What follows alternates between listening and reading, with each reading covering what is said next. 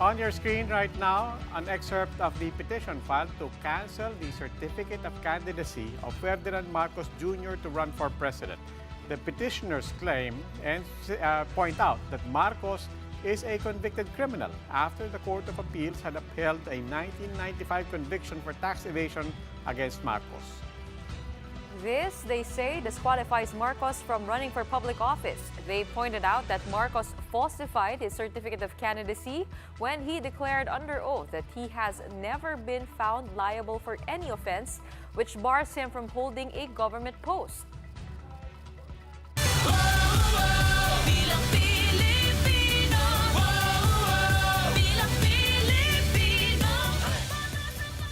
Good evening, I'm Gretchen Ho. I'm Robbie Alampa. You're watching The Big Story. The camp of presidential hopeful Bongbong Marcos is dismissing the petition to cancel his certificate of candidacy as predictable nuisance. But for an election lawyer, the move to cancel instead of disqualify might prove to be crucial so as to prevent any possible substitution. Mobile journalist Jacob Lazaro with The Big Story.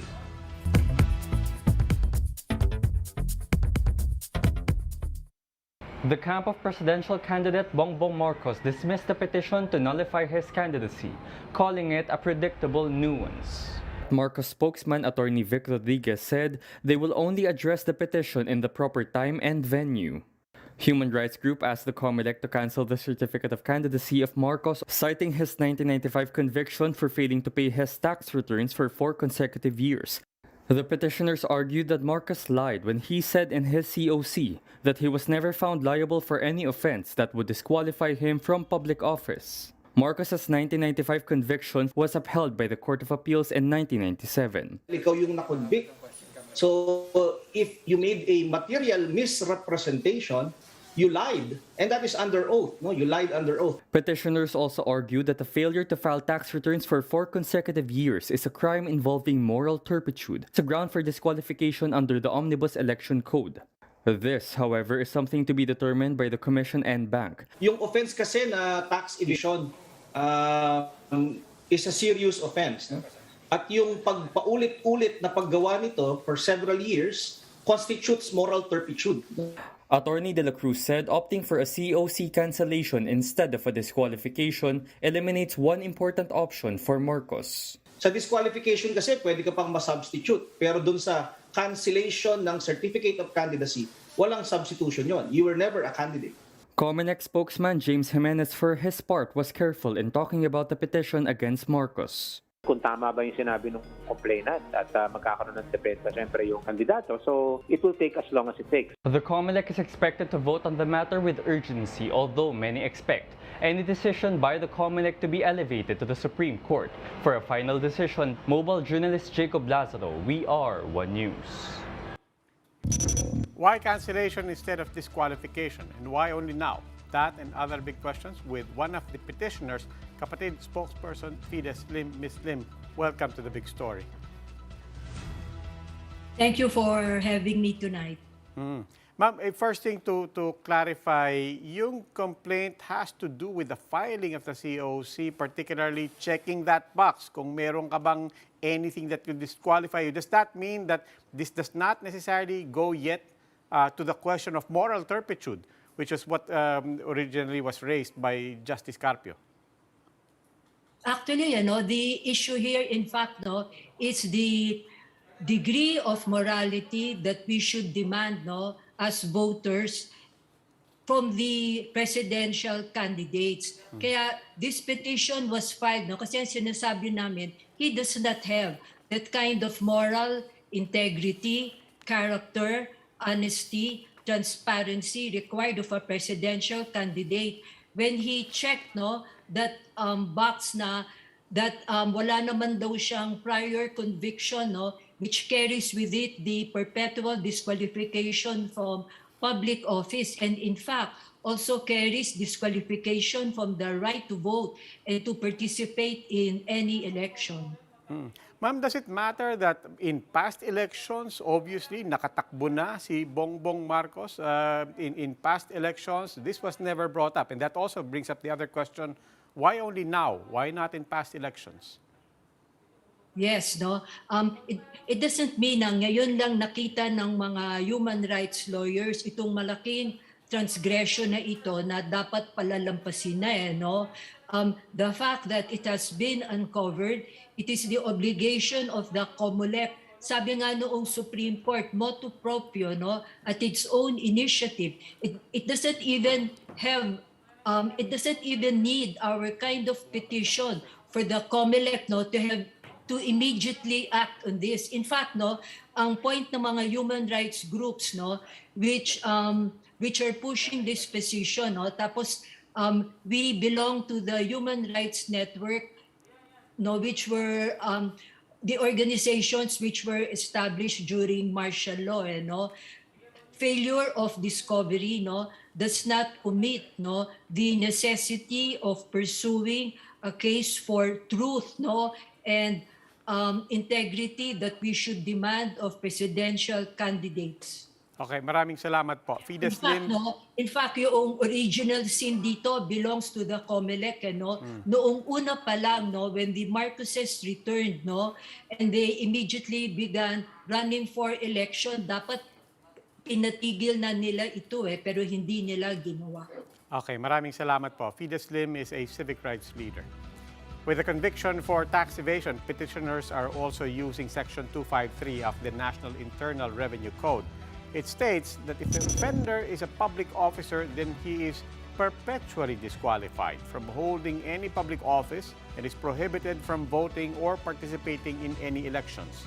Marcos failed to file his income tax returns and pay income taxes from 1982 to 1985 when he was still governor.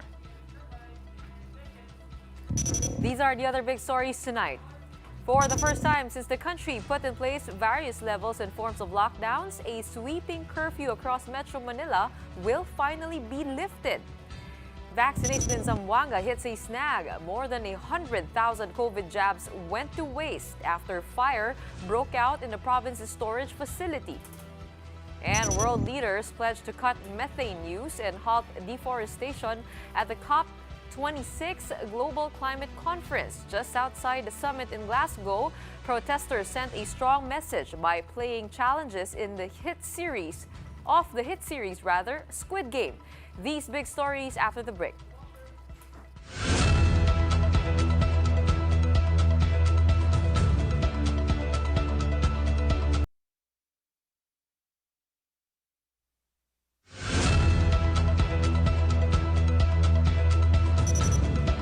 Good evening. You're still watching The Big Story. I'm Robbie Alampay. And I'm Gretchen Ho.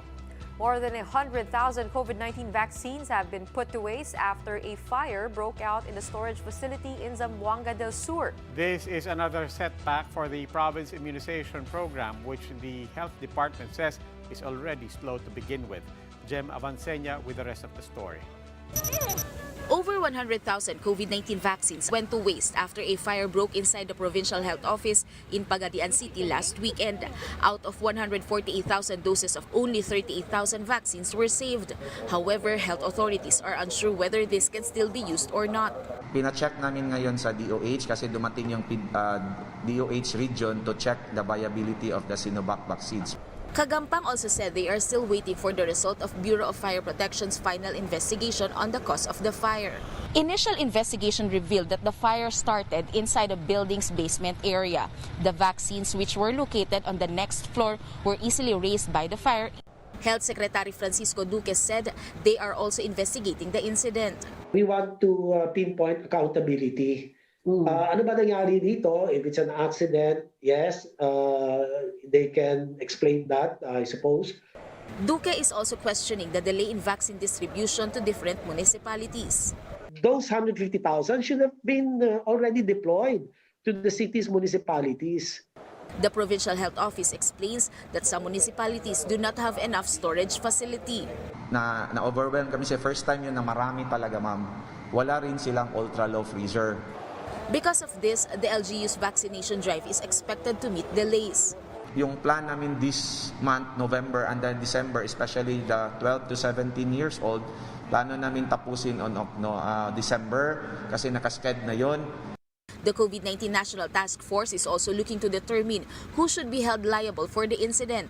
Arriving vaccines will be temporarily placed in vacant storage facilities of LGUs in Zamboanga del Sur. The new ultra-low freezer of the province is expected to arrive next week. For News 5, Jem Avancenia, we are One News. The Health Department expects about 10 million of 12.7 million teens, or around 80%, to be vaccinated against COVID-19 before year's end. At the Kapiyan sa Manila Bay Forum, DOH Secretary Francisco Duque said it's also a means of preparing for face-to-face classes. Duque assures the public that there is enough vaccine supply for everyone. Our supplies have stabilized. In fact, this October, 1 milyon na halos, mahigit araw-araw ang dumarating na mga bakuna natin. The government, meanwhile, is eyeing a November 15 rollout for COVID booster shots and third doses. It's just waiting for the revised emergency use authorization of brands, as well as the recommendation of the World Health Organization's Strategic Advisory Group of Experts. Maglalabas sila this November. So chances are we will be able to already implement the booster and the third dose policy. As their way to help children adjust to the new form of education during the pandemic, Signal has launched its Fun Learning at Home campaign. This features fun and educational content kids can enjoy with their family through Signal TV. It also includes some of the well-loved kids channels such as Nickelodeon, Nick Jr., DreamWorks, Moonbud Kids, Cartoon Network, and Boomerang. There are also several education channels for kids to watch and learn, like BBC Earth, Animal Planet, Discovery Channel, Knowledge Channel, and National Geographic.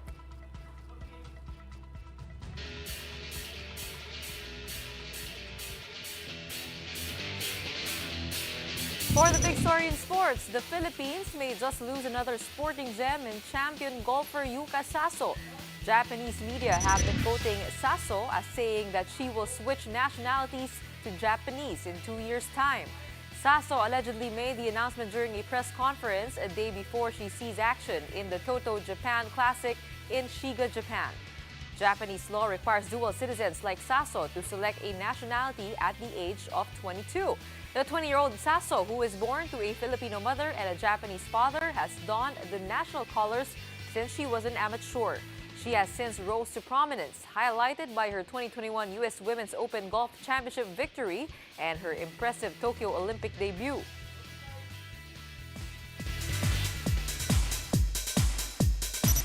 The Kapatid Network and Signal TV are set to finish the year on a high note. 4 of their programs just got nominated at the Asian TV Awards, starting off with Usapang Real Life with News 5 chief Luchi Cruz Valdez, which got nominated for Best Talk Show. Signal TV's hashtag See Us Stronger, the special coverage of the Tokyo Olympics, is up for the best live sports coverage.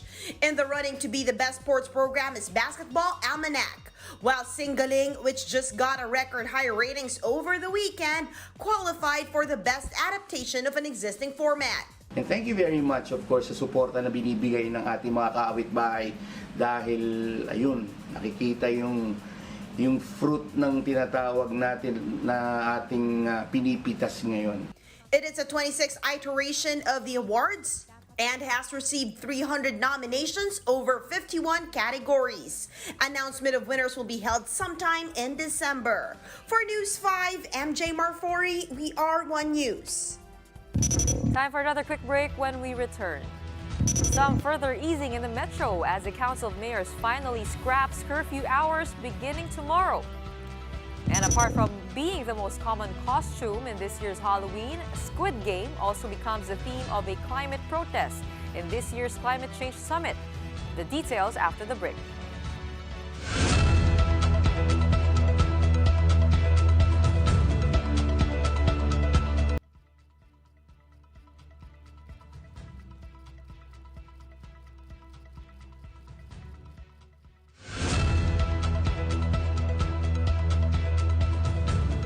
Good evening. You're still watching The Big Story. I'm Robbie Alampay. And I'm Gretchen Ho. For the first time since the pandemic broke out, curfew hours will no longer be enforced in Metro Manila. Restrictions have been easing more and more in the capital. In fact, public commute will get a little more bearable as plastic barriers can finally be disposed of. Mobile journalist Pamela Vasquez gives us a front seat to the story.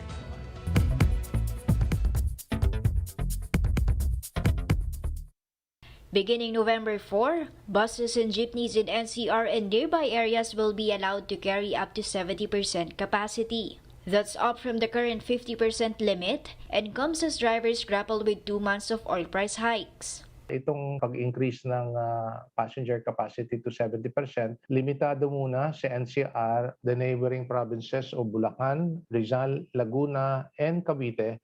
This means that a 20-seater jeepney will be allowed to carry up to 14 passengers, while a 60-seater bus can carry up to 42 people.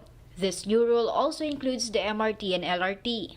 The IATF last week approved this pilot for a month. Sa ika-30 araw po ng ating pilot run, magsisimula bukas, dito po i-evaluate ng DOTR kung epektibo po itong ating increase in capacity at magrekomenda rin ho tayo na increase na po ito sa 100 capacity.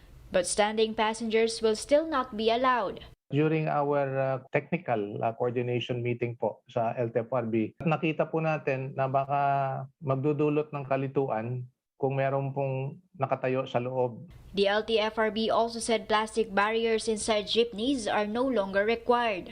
Last week, Transport Department officials admitted they've not seen any medical studies anywhere that showed the plastic barriers prevented COVID-19. It was found out that public transport capacity has no significant correlation with the number of COVID-19 cases. High vaccination rate prompts an increase in public transport capacity. Metro Manila mayors have also decided to lift the general curfew in the capital beginning November 4. Minors, however, are still subject to curfew rules as set by their respective LGUs. This is the first time since the pandemic broke that there will be no sweeping curfew over the metropolis. Mobile journalist Pamela Vasquez, We Are One News. While COVID-19 infections continue to go down, the Health Department warned of a possible uptick in active cases should there be an increase in mobility and lax enforcement of health protocols. Tonight's big number, 52,000. That's the number of active COVID-19 cases by December 15 should this scenario play out. But the Department of Health says that active infections can go as low as 2,100 if protocols are followed and vaccination rates are improved.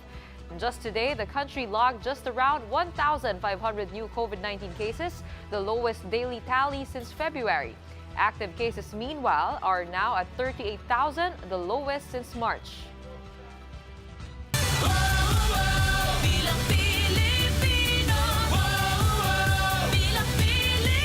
And here are the election stories we're watching.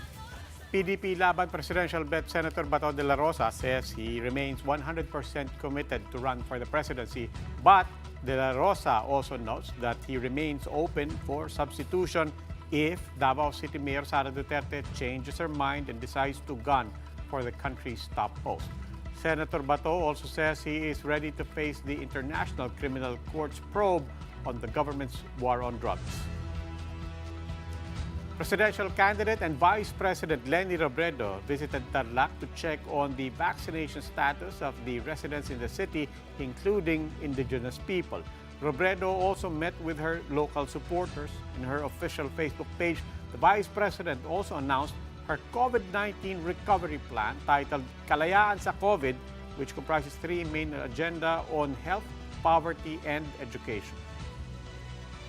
Isko Moreno's campaign manager, Dito Banayo, clarifies that he is still with Moreno's camp. In an interview with 1PH sa Totoo Lang, Banayo said his relationship with the presidential bet Isko Moreno and Vice President candidate Willie Ong is well.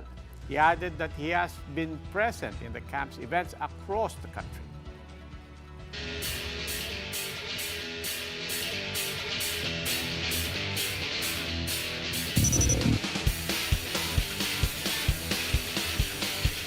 Another big story in sports, with many Filipino athletes now taking their talents to other countries. How exactly does this affect the PBA? Let's find out in the second part of my interview with TNT Tropang Giga team owner Manny V. Panghilinan.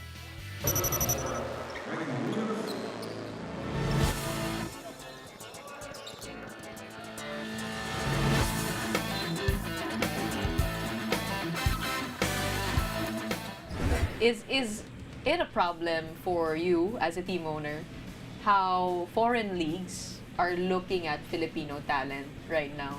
Well, yeah. And what do you think is the challenge with that? It is, and we have to look at how we can manage that outflow, diba? Because you've got some of your best college players playing abroad. Some have resisted the temptation, like Pogoy and Troy, and even Jason. Being Filipino, being with your family, being at home, and more importantly is being with a team that's winning. Diba? The chemistry of the team, a team that's able to win, and a league, diba, that is managed professionally. How do you envision the league to be in the future? It cannot be a situation where only the San Miguel group and our group are the only viable teams. We have to somehow correct that. Number two, as I said, the playing environment must be seen as fair, particularly by the players. If I don't join the MVP group or the San Miguel group, I really have very little chance of winning. Diba? So we ought to remedy that. Are we willing to drop down from our 3 teams to 1 team only? The answer is yes. Really? Yeah, sure. Cuts expenses. That's true. Aside from, being at the right place and at the right time, what would you say would be the key to investing in the right things? Because Heidelin Diaz, you've been supporting her for a long time, and she won it on her 4th Olympics. This one, TNT, 6 years coming. You've been with the league for a long time, changing things here and there. And even FIBA, your vision is long-term. I think the starting point is your ability to make the tough decision, because and that it requires courage in making the decision. It's both a combination of analysis and your gut feel, and taking a risk. Yeah, and only events subsequent to that decision will prove whether that decision made at the point in time, whether you were right or you were wrong. And you might be wrong in the first few years, and you could be right after that. What keeps you holding on? How do you know when to let it go or to just, stick with it? I think it's a combination of what you think is right for the team, for the company, and stubbornness too.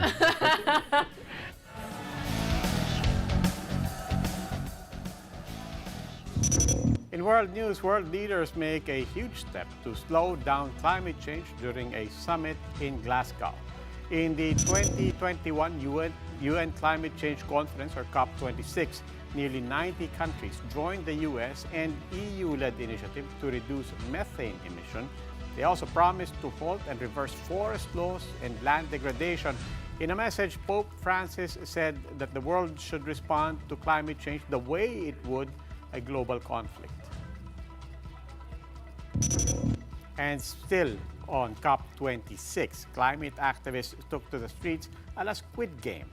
Protesters put up a banner using the font of the hit series. It writes, "World leaders, stop playing climate games." Some also posed as Squid Game soldiers, while others wore masks of world leaders like Chinese President Xi Jinping and US President Joe Biden. They played tug-of-war and hopscotch, mirroring the challenges that Squid Game's contestants faced.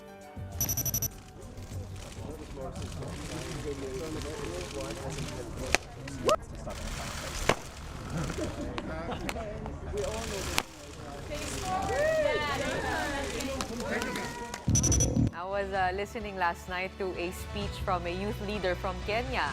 And sabi niya, this is the time to open our hearts and then act.